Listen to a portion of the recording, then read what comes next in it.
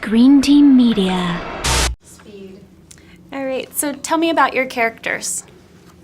Well, I play Lightning. I play Joe Lightning Little, and I guess the way I would describe Lightning is he's the hothead of the group. He's also the best fighter pilot in the group, and he is a raw ball of talent in a sense. He's one of those guys who probably put the least work in, but is just gifted.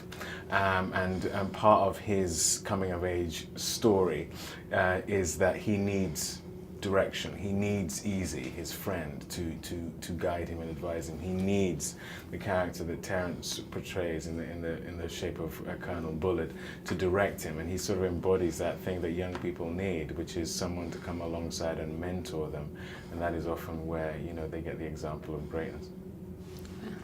And I play Colonel Bullard. My name is Terrence Howard, and the character and the nature of the person I'm playing, he was the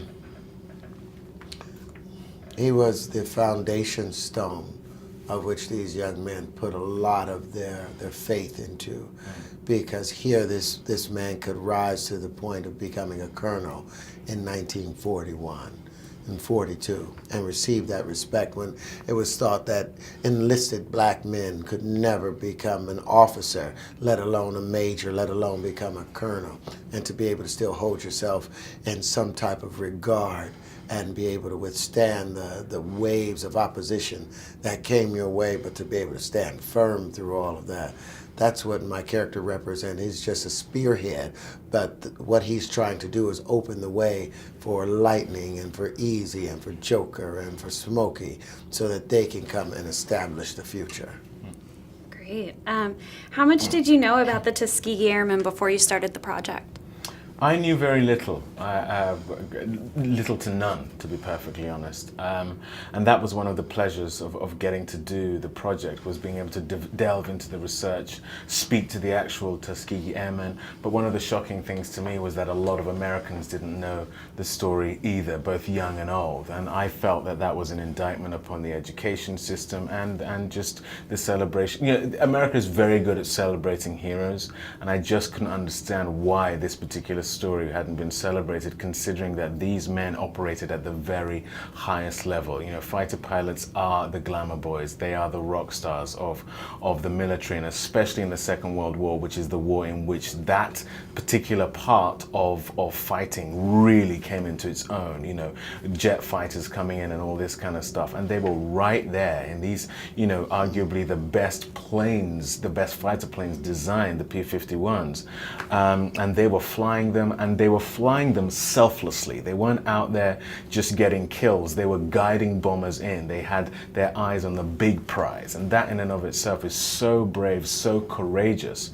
And so that was it was a delight for me to go on that sort of educational arc, if you like. And for me, the things that I thought that I knew about the Red Tails, I thought that the Red Tails represented the people themselves, but I stated in the last interview, the Red Tails represented the planes.